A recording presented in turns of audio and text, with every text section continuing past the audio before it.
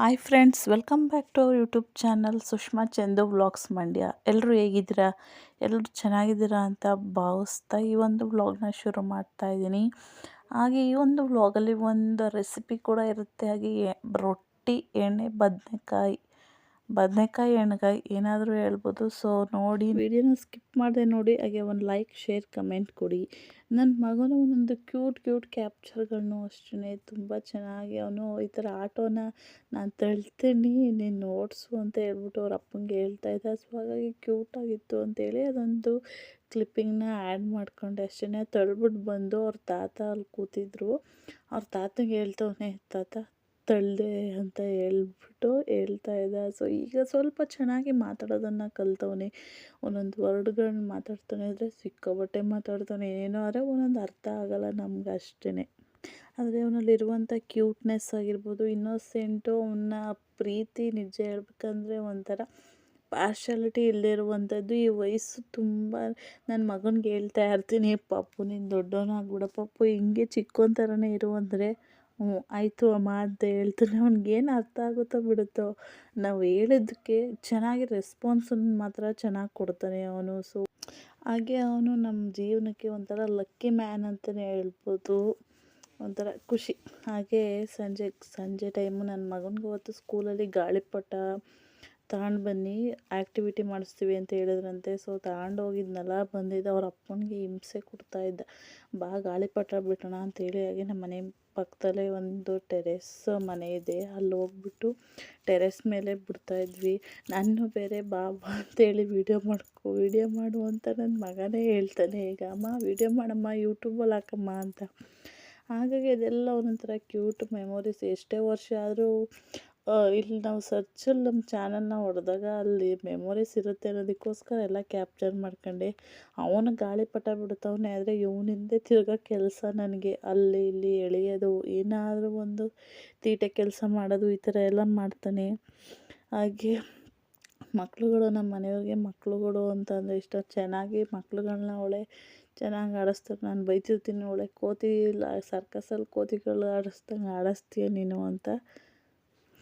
So ಗಾಳಿಪಟ ಬಿಟ್ಟಿದ್ದಾಯಿತು. ಮತ್ತು ಈಗ ನಮ್ಮ ರೆಸಿಪಿಗೆ ಬರೋಣ. ಸೊ ಚೆನ್ನಾಗಿರುತ್ತೆ, ಒಂದು ಸಲ ಈ ಥರ ಮಾಡ್ಕೊಂಡು ನೋಡಿ. ಸೊ ನಾನು ಕೂಡ ಡಿಫ್ರೆಂಟ್ ಒಂದು 2-3 ಥರ ಈ ಥರ ಮಾಡ್ತೀನಿ. ಆದರೆ ಈ ಥರ ಒಂದು ವಿಡಿಯೋದಲ್ಲಿ ಅಂದರೆ ಒಂದು ರೀಲ್ಸಲ್ಲಿ ನೋಡಿದೆ. ಸೊ ತುಂಬ ಇಷ್ಟ ಆಯಿತು ಈ ಥರ ಮಾಡಬೇಕು ಅಂತೇಳಿ, ಹಾಗಾಗಿ ಮಾಡಿದೆ. ಹಾಗೆ ಇದನ್ನು ಮಸಾಲೆನ ನೀರು ಹಾಕ್ತಿ ರುಬ್ತಾರೆ, ಆದರೆ ನಾನು ಸ್ವಲ್ಪ ನೀರು ಹಾಕ್ಕೊಂಡು ರುಬ್ಕೊಂಡಿದ್ದೀನಿ ಅಷ್ಟೇ. ಹಾಗೆ ಫಸ್ಟು ಇಲ್ಲಿ ಕಡಲೆ ಬೀಜನ ಅಂದರೆ ನಾವು ಒಂದು ಅರ್ಧ kg ಬದನೆಕಾಯಿ ಮಾಡ್ತೀವಿ ಅಂತ ಅಂದರೆ ಒಂದು ಹಿಡಿಯಷ್ಟು ಕಡಲೆ ಬೀಜನ ಹಾಕ್ಕೊಳ್ಬೇಕು. ಹಾಗೆಯೇ ಒಂದು ಅರ್ಧ ಕೊಬ್ಬರಿ, ಹಾಗೆ ಒಂದು ಸ್ಪೂನಷ್ಟು ಬಿಳಿ ಎಳ್ಳು, ಹಾಗೆ ಒಂದು ಅರ್ಧ ಸ್ಪೂನಷ್ಟು ಗಸಗಸೆ, ಇದಿಷ್ಟನ್ನು ಡ್ರೈ ರೋಸ್ಟ್ ಮಾಡಿಕೊಂಡು ಎತ್ತಿಟ್ಕೊಬೇಕು. ಹಾಗೆ ಒಂದು ಈರುಳ್ಳಿ, ಒಂದು ಟೊಮೊಟೊನ, ಹಾಗೆ ಒಂದು ಇಂಚಷ್ಟು ಶುಂಠಿ, ಒಂದು ಹೆಸರು ಬೆಳ್ಳುಳ್ಳಿ, ಇದಿಷ್ಟನ್ನು ಕೂಡ ಫ್ರೈ ಮಾಡ್ಕೋಬೇಕು. ನನ್ನ ಹತ್ರ ಶುಂಠಿ ಬೆಳ್ಳುಳ್ಳಿ ಪೇಸ್ಟ್ ಇತ್ತು ಅಂತ ಫ್ರೈ ಮಾಡಿಲ್ಲ, ಹಾಗೆ ಹಾಕಿದ್ದೀನಿ. ಹಾಗೆ ಒಂದು ಸಣ್ಣ ನಿಂಬೆಹಣ್ಣು ಗಾತ್ರದಷ್ಟು ಹುಣಸೆ ಹಣ್ಣನ್ನು ತಗೊಂಡು ನೀರಲ್ಲಿ ನೆನೆಸಿಟ್ಕೊಂಡಿದ್ದೆ. ಹಾಗೆ ಇಲ್ಲಿ 2 ಸ್ಪೂನಷ್ಟು ನಾನು ಧನಿಯಾ ಪೌಡರ್, 2 ಸ್ಪೂನಷ್ಟು ರೆಡ್ ಚಿಲ್ಲಿ ಪೌಡರ್, ಹಾಗೆಯೇ 1 ಸ್ಪೂನಷ್ಟು ಗರಂ ಮಸಾಲ, ಹಾಗೆ 1 ಪೀಸಷ್ಟು ಚಕ್ಕೆ, 3 ಲವಂಗ, ಇದಿಷ್ಟು ಅರಿಶಿನ ಪುಡಿ ಸ್ವಲ್ಪ ಹಾಕ್ಕೊಂಡು ಪೇಸ್ಟ್ ಮಾಡ್ಕೊಂಡಿದ್ದೀನಿ. ನೀವು ನಿಮ್ಮ ಕ್ವಾಂಟಿಟಿ ಅಂದರೆ ನಾನು ನನಗೆ ಗ್ರೇವಿಗೆ ಸ್ವಲ್ಪ ತಿಕ್ಕ ಗ್ರೇವಿ ಟೈಮ್ಗೆ ಬೇಕಿತ್ತು, ಹಾಗಾಗಿ ನಾನು ಸ್ವಲ್ಪನೇ ಮಸಾಲೆನ ಹಾಕ್ಕೊಂಡು ಮಾಡ್ಕೊತಿದ್ದೀನಿ. ಹಾಗೆ ಇನ್ನೊಂದು ಹೇಳ್ಬೇಕಂತಂದರೆ, ನಾವು ಧನಿಯಾ ಬೀಜ ಇರುತ್ತಲ್ಲ, ಧನಿಯಾ ಬೀಜ, ಬ್ಯಾಡಗೆ ಮೆಣಸಿನ್ಕಾಯಿ, ಗುಂಟೂರು ಮೆಣಸಿನ್ಕಾಯಿನ ಫ್ರೈಗೂ ಕೂಡ ಹಾಕ್ಕೊಂಡು ಅದನ್ನು ಕೂಡ ಫ್ರೈ ಮಾಡ್ಕೊಂಡು ಪೇಸ್ಟ್ ಮಾಡ್ಕೊಬೋದು. ನನ್ನ ಹತ್ರ ಈಗ ಅಷ್ಟು ಮಾಡೋಷ್ಟು ಟೈಮ್ ಇರಲಿಲ್ಲ, ಹಾಗಾಗಿ ಪೌಡ್ರನ್ನೇ ಹಾಕ್ತೆ ಅಷ್ಟೇ. ಹಾಗೆ ಇದನ್ನು ಈ ಥರ ಪೇಸ್ಟ್ ಮಾಡ್ಕೊಂಡಾದಮೇಲೆ ಬದನೆಕಾಯನ್ನ ನಾನು ವಾಶ್ ಮಾಡಿಕೊಂಡು ಈ ಥರ ಶೇಪ್ 4 ಭಾಗ ಥರ ಮಾಡ್ಕೊಂಡಿದ್ದೀನಿ. ಆದರೆ ಹೋಳು ಮಾಡಬಾರ್ದು, ಎಲ್ರಿಗೂ ಆಲ್ಮೋಸ್ಟ್ ಗೊತ್ತಿರುತ್ತೆ ಇದು, ಆದರೆ ರೆಸಿಪಿ ಸ್ವಲ್ಪ ಡಿಫ್ರೆಂಟಾಗಿರುತ್ತೆ ಅಷ್ಟೇ. ಈ ಥರ ಪೀಸ್ ಮಾಡಿಕೊಂಡು ಒಂದೊಂದೇ ಬದನೆಕಾಯಿಗೆ ಎಲ್ಲದಕ್ಕೂ ಮಸಾಲೆನ ಫಿಲ್ಲಿಂಗ್ ಮಾಡಿಕೊಂಡು ಇಟ್ಕೊಂಡಿದ್ದೀನಿ. ಹಾಗೆ ಮತ್ತೆ ನಾನು ಫ್ರೈ ಮಾಡ್ಕೊಂಡಿದ್ದೆ. ಅಂದರೆ ಇನ್ನೊಂದು ಹೇಳ್ಬೇಕಂದ್ರೆ, ಪಾತ್ರೆ ತಳ ಸ್ವಲ್ಪ ಮಂದ ಇರುವಂಥ ಪಾತ್ರೆಯಲ್ಲಿ ಮಾಡಿ. ತೆಳು ಇರೋ ಪಾತ್ರೆಯಲ್ಲಿ ಮಾಡಿದ್ರೆ ಬೇಗ ಸೀದೋಗ್ಬಿಡುತ್ತೆ. ಅದು ಸೀದ್ಬಿಟ್ರೆ ಅದ್ರ ಟೇಸ್ಟ್ ಚೆನ್ನಾಗಿರಲ್ಲ. ಹಾಗೆ ಮತ್ತು ಅದೇ ಪಾತ್ರೆಯಲ್ಲಿ ಸ್ವಲ್ಪ ಎಣ್ಣೆ ಇದಕ್ಕೆ ಜಾಸ್ತಿ ಕ್ವಾಂಟಿಟಿನಲ್ಲೇ ಬೇಕು. ಹಾಕ್ಕೊಂಡು ಈರುಳ್ಳಿ ಕರಿಬೇವಿನ ಸೊಪ್ಪನ್ನು ಫ್ರೈ ಮಾಡ್ಕೊಂಡಾದಮೇಲೆ ಅದಕ್ಕೆ ಒಂದೊಂದೇ ಬದನೆಕಾಯಿನ ಈ ಥರ ಮಸಾಲೆ ಫಿಲ್ಲಿಂಗ್ ಮಾಡಿರೋ ಬದನೆಕಾಯಿಗಳನ್ನ ಎಣ್ಣೆಲೇ ಹಾಕಿ ಒಂದು 5 ನಿಮಿಷ ತಿರುಗಿಸಿ ಅದನ್ನು ಎಣ್ಣೆನಲ್ಲೇ ಫ್ರೈ ಮಾಡ್ಕೊಬೇಕು. ಬರೀ ಬದನೆಕಾಯಿನ ಎಣ್ಣೆನಲ್ಲೇ ಸ್ವಲ್ಪ ಫ್ರೈ ಮಾಡಿದಾಗ ಬದನೆಕಾಯಿ ಸಾಫ್ಟ್ ಆಗುತ್ತೆ, ಹಾಗೆ ಟೇಸ್ಟ್ ಕೂಡ ಇನ್ನೂ ಚೆನ್ನಾಗಿ ಕೊಡುತ್ತೆ. ಹಾಗೆ ಸ್ವಲ್ಪ ಒಂಥರ ಸಿಪ್ಪೆ ಒಂಥರ ಚೆನ್ನಾಗಿ ಸಾಫ್ಟಾಗಿ ಹಿಂಗೆ ಬರುತ್ತೆ. ಅದು ಚೆನ್ನಾಗಿರೋದು ಹೇಳೋಕ್ಕಾಗಲ್ಲ, ತಿಂದ್ರೇ ಅದು ಟೇಸ್ಟ್ ಗೊತ್ತಾಗೋದು ಅನ್ಬೋದು. ಈ ಥರ ಫ್ರೈ ಚೆನ್ನಾಗಿ ಈ ಥರ ಬದನೆಕಾಯಿ ಸಿಪ್ಪೆ ನೋಡ್ತಿರ್ಬೋದು ನೀವು ಯಾವ ರೀತಿ ಎಣ್ಣೆನಲ್ಲೇ ಫ್ರೈ ಆಗಿದೆ ಅಂತ. ಈ ಥರ ಎಣ್ಣೆನಲ್ಲೇ ಫ್ರೈ ಮಾಡ್ಕೊಂಡ್ರೆ ಒಂಥರ ಟೇಸ್ಟ್ ಬೇರೆಯೇ ಇರುತ್ತೆ. ಹಾಗೆ ನೆಕ್ಸ್ಟು ಈಗ ಒಂದು 5 ನಿಮಿಷ ಫ್ರೈ ಮಾಡ್ಕೊಂಡಾಯಿತು ಇದನ್ನು. ಹಾಗೆ ಮಿಕ್ಕಿದಂಥ ಮಸಾಲೆ ಇರುತ್ತಲ್ಲ ಅದನ್ನು ಕೂಡ ಬದನೆಕಾಯಿಗೆ ಹಾಕ್ಕೊಂಡು ನಾನು ಸ್ವಲ್ಪ ಗಟ್ಟಿ ತಿಕ್ಕು ಗ್ರೇವಿನೇ ಮಾಡ್ತಿದ್ದೀನಿ. ನಿಮಗೆ ಗಟ್ಟಿಗೆ ಇಷ್ಟ ಆಗಲ್ಲ ಅನ್ನೋದಾದ್ರೆ ನೀವು ಸ್ವಲ್ಪ ನೀರು ಹಾಕ್ಕೊಂಡು ತೆಳುಗು ಮಾಡ್ಕೊಬೋದು, ಅದು ಚೆನ್ನಾಗಿರುತ್ತೆ.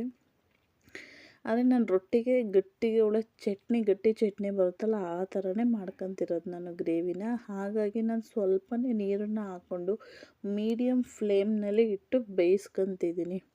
ಅಂದರೆ ನಾನು ಇದಕ್ಕೆ ಸಾಲ್ಟನ್ನು ಮಸಾಲೆ ಜೊತೆಗೆ ಹಾಕಿ ರುಬ್ಬಿದ್ದೀನಿ, ಹೇಳೋದು ಮರ್ತೋದೆ ನಾನು. ಹಾಕ್ಬಿಟ್ಟು ನಾನಿಲ್ಲಿ ಇಷ್ಟು ನೀರುಂಡೆ ನಂಗೆ ಕ್ವಾಂಟಿಟಿ ಎಷ್ಟು ಬೇಕೋ ಬದನೆಕಾಯಿ ಬೇಯೋದಕ್ಕೆ ಅಷ್ಟು ಕ್ವಾಂಟಿಟಿನಲ್ಲಿ ನೀರನ್ನು ಹಾಕ್ಬಿಟ್ಟು ನಾನು ಸ್ವಲ್ಪ ಹೊತ್ತು ಮುಚ್ಚಿಟ್ಟು ಬೇಯಿಸ್ಕೊತಿದ್ದೀನಿ. ಇದು ಬೇಯೋಷ್ಟರೊಳಗಡೆ ರೊಟ್ಟಿಗೂ ಕೂಡ ಕಲಸಿಟ್ರೆ ಒಂದು 10 ನಿಮಿಷ ನೆನೆದ್ರೆ ಚೆನ್ನಾಗಿರುತ್ತೆ ಅನ್ನೋದಕ್ಕೋಸ್ಕರ ನಾನಿಲ್ಲಿ ಒಂದು 3 ಕಪ್ಪು ಅಕ್ಕಿ ಹಿಟ್ಟು ಹಾಗೆ 1 ಕಪ್ಪು ಗೋಧಿ ಹಿಟ್ಟು ತೊಗೊಂಡಿದ್ದೀನಿ.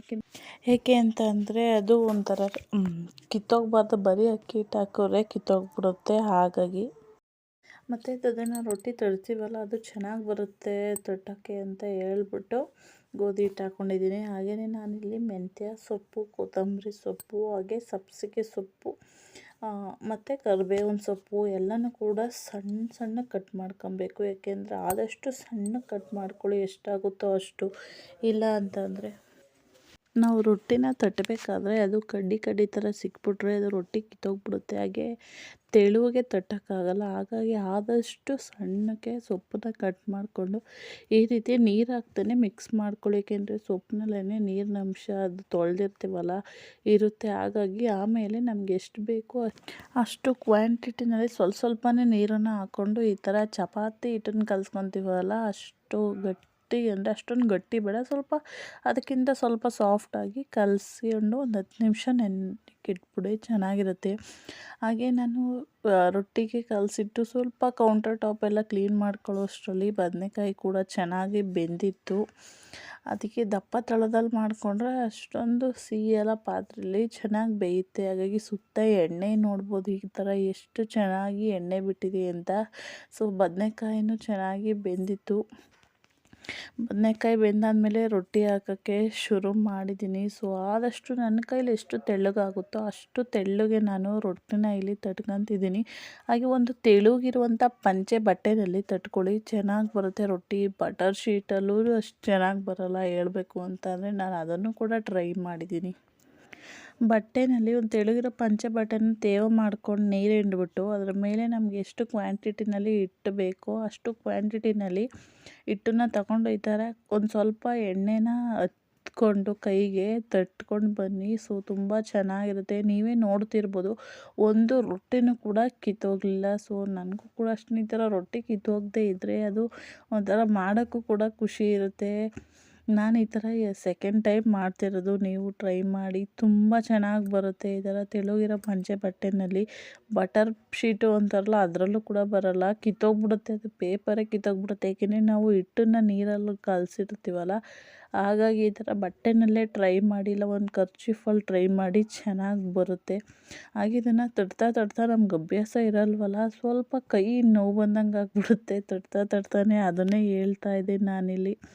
ಸೊ ರೊಟ್ಟಿ ಪಲ್ಯ ಅಂತೂ ತುಂಬ ಚೆನ್ನಾಗಿ ಬರುತ್ತೆ. ಸೊ ನಾನು ತೋರಿಸಿರೋ ಥರನೇ ನೀವು ಟ್ರೈ ಮಾಡಿ, ತುಂಬ ಚೆನ್ನಾಗಿ ಬರುತ್ತೆ ರೊಟ್ಟಿ. ಹಾಗೆ ನೀವು ಒಂದು ಸಲ ಟ್ರೈ ಮಾಡಿ ಹೇಗಿತ್ತು ಅಂತ ಕಮೆಂಟ್ ಬಾಕ್ಸ್ನಲ್ಲಿ ಕಮೆಂಟ್ ಮಾಡಿ. Thank you for watching.